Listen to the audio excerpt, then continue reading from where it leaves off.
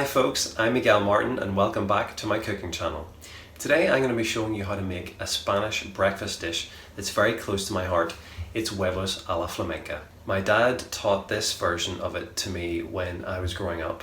There are a ton of ways to make it, but this particular recipe is very unique to us.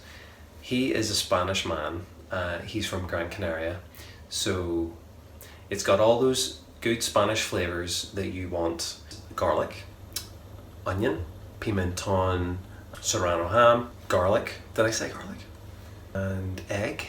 It's got an egg in there. There's an egg in there. There's a poached egg in there. It's very versatile, but it's quick, it's easy, and it's delicious, and it's very filling. So grab a chopping board, a knife, and let's get started. So we're gonna make the base of the dish, which I like to use one spring onion. So we just wash that and cut it as finely as we can. And then leave the root. Get a clove of garlic. We'll just kind of crush that. Take off the skin.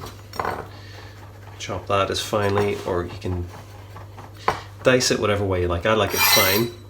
I like about 1/4 of a red onion. And we will get half a sausage of chorizo. So I like to just peel off the skin before I get started. Okay. And then I just chop that down the middle and just kind of quarter it. And this is going to be the base of our dish. Now we're going to be frying everything in one of these Spanish earthenware dishes. They're called cazuelas. You can get them in any TK Maxx, I've seen them, or if you have a friend that's going to Spain, ask them to bring back a few of these. They are dishes that Spanish people present tapas in. You can put them in the oven, you can fry with them. So we're just going to be frying our garlic, onion, and spring onion. We're just going to put this on a low heat to start. Just put everything in there. We're going to keep the chorizo for another minute or two. So you just want that heat to build up. You don't want to put it on an already very hot dish. Okay, we're just going to, once that's kind of browned, we're just going to add the chorizo to bring out those flavors. Okay, and get all that mixed up. And the oils from the chorizo are gonna be a kind of oil that the ingredients fry in. So once that's cooking, you're gonna wanna add some tomato passata. Now, I've found that any other tomato it's too runny. Tomato passata, you can get them in these cardboard tubs. Snip the top there, and it's kind of just like a milk carton. And you just pour that into the mix and just cover the ingredients so far. So once that's bubbling, you're going to want to add some salt, some pepper, smoked paprika. So that's all going. You've got the steam coming out, the smells, everything's combining. At this point, once everything's seasoned, you're going to need to crack this egg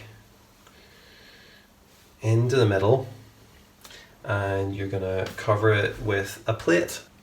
So once we have that plate on, we wait 6 or 7 minutes, wait for that egg to poach with the steam from the tomato sauce.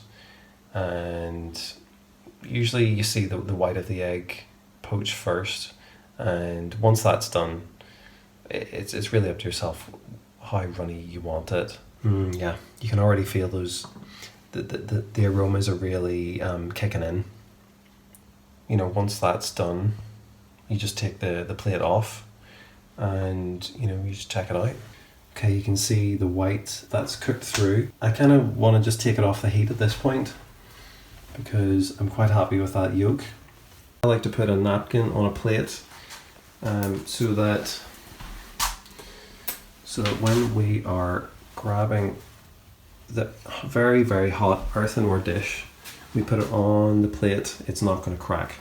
So because the dish is very liquidy, You're going to need a spoon to eat it first, but also you're going to be left with a lot of liquid, so typically you can have any kind of bread you want to soak that up. I just want a white bread roll, and you present it on the sides. So there you have it, huevos a la flamenca. Let's dig in.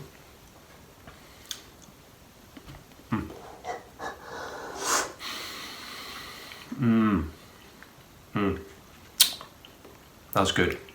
You've got that combination of chorizo, paprika, like smoked paprika, that onion and garlic base, which is really a strong flavour.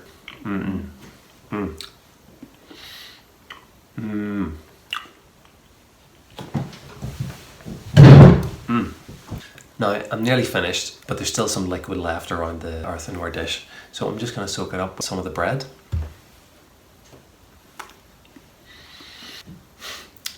Or maybe soak that up with the bread. You just soak up the sauce with the bread.